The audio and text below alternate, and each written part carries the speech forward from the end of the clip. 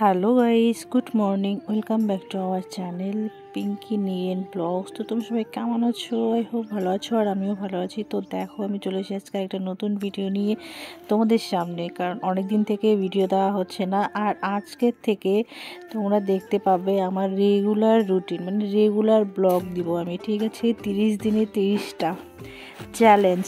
তো অনেকটাই আর কি গাফিলতি করে দিচ্ছি, ভিডিও দিতে পারছি না, মানে ইচ্ছে করে দিচ্ছি না। মানে ঠান্ডার দিন লেট হয় ঘুম থেকে উঠতে, সেরকম কোনো কাজ বাজ করি না, এই সেরকম করতে করতে আর ভিডিও দেওয়া হয় না। তো ভাবলাম যে যাই হোক, আজকের থেকে পুরো স্টার্ট করে দিলাম। এরপরের থেকে রেগুলার ব্লগ দেবো তোমাদের সাথে, আর তোমরা ভিডিওগুলো দেখবে। আই হোপ তোমাদের ভীষণ ভালো লাগবে।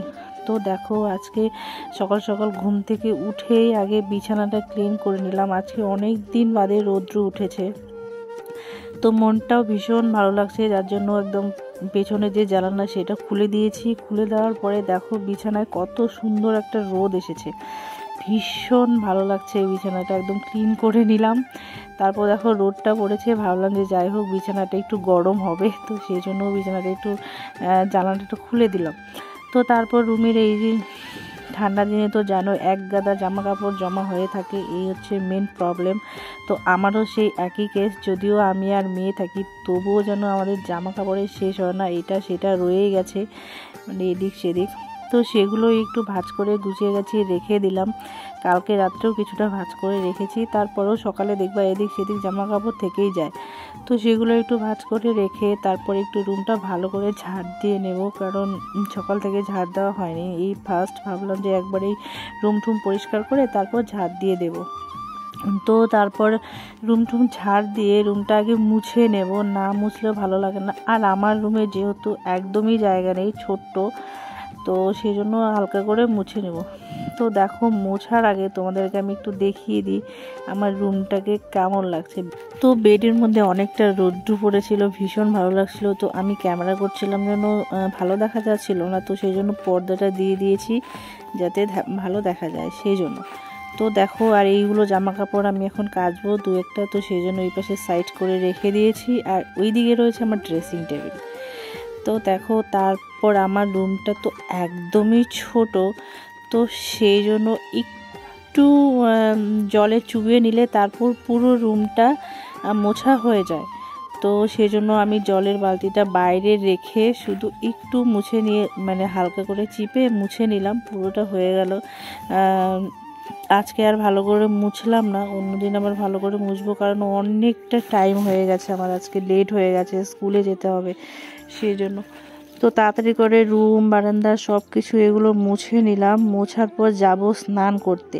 তো স্নান করতে যাওয়ার আগে দিদিভাইয়ের কাছে দেখলাম যে দিদিভাই একটা চুলে দেওয়ার কিছু একটা বানিয়েছে, সেটা তো ওইটাই এখন দেখতে যাব। আমি বলেছিলাম আমার জন্য রেখে দিতে, তো সেটাও রেখে দিয়েছে। তো ওটা দিয়ে আমি আজকে স্নান করব, ওটা আর কি আমার জন্য রেখে দিয়েছে। তো চলো তোমাদের সাথে শেয়ার করি কি বানিয়েছে, তোমাদেরকে দেখাবো, ঠিক আছে? দেখলে হয়তো বুঝতে পারবে না, কারণ একদম মানে জলের মতো হয়ে গেছে। আর এই দেখো, উনি একদম ওই শ্যাম্পুটা দিয়ে স্নান ধান করে রান্না করতে বসে পড়েছে। তো রান্নাও অলরেডি হয়েছে, ভাত হয়তো হয়ে গেছে।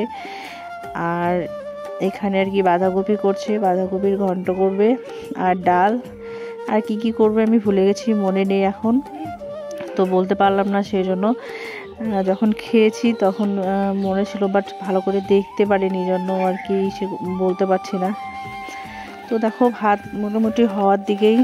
তো আমি চলে এসে এখন কিচেনে। তো দেখো, এই হচ্ছে জিনিসটা তোমাদেরকে দেখাচ্ছি, দাঁড়াও। তো দেখো, তারপর দেখো এদিকে ভাতগুলো বেড়ে নিয়েছে, যে যে খাবে না তার জন্য ভালো করে সাজিয়ে রেখে দিয়েছে, আর যে যে খাবে তার জন্য থালায় দিয়ে দিয়েছে। তো আমরা সবাই খেয়ে নিয়েছি।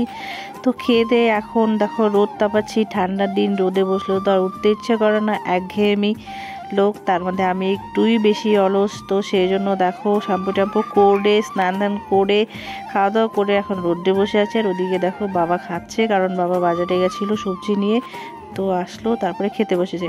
আর এখানে দেখো দিদিভাইয়ের চুলগুলো দেখাচ্ছিল, কারণ ওর চুলটা অনেকটা লম্বা, দেখতে ভীষণ ভালো লাগছিল।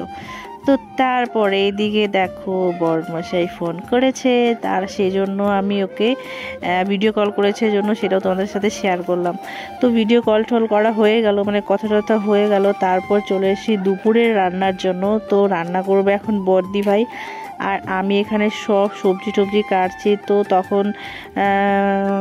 তখন কি করেছিল, ডাল করেছিল, আর এখন করবে মাছ। তোমাদেরকে তো বললাম যে বাবা বাজারে গেছিলো সবজি নিয়ে, তোমরা তো জানোই যে আমাদের অনেক অনেক অনেক সবজি আছে, তো সেগুলো বিক্রি করতে নিয়ে গেছিলো।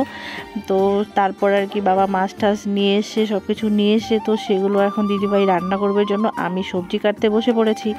তো প্রথমে দেখো মাছের মাথা নিয়ে এসে মাছের মাথা দিয়ে হবে ঘন্ট। ও না, এটা নিরামিষ ঘন্ট হবে, কারণ বেগুন টেগুন দিয়ে করছিলাম তো ভুলে গেছি, বেগুন আলু সব কিছু সবজি টবজি দিয়ে। তো এটা হবে নিরামিষ ঘন্ট, আর মাছের মাথা দিয়ে ডাল হয়েছে, আর হয়েছে আলু বেগুনের ঝোল, এই কয়েকটুকুই। তো রান্না করছে দিদিভাই, তোমাদেরকে আর দেখালাম না।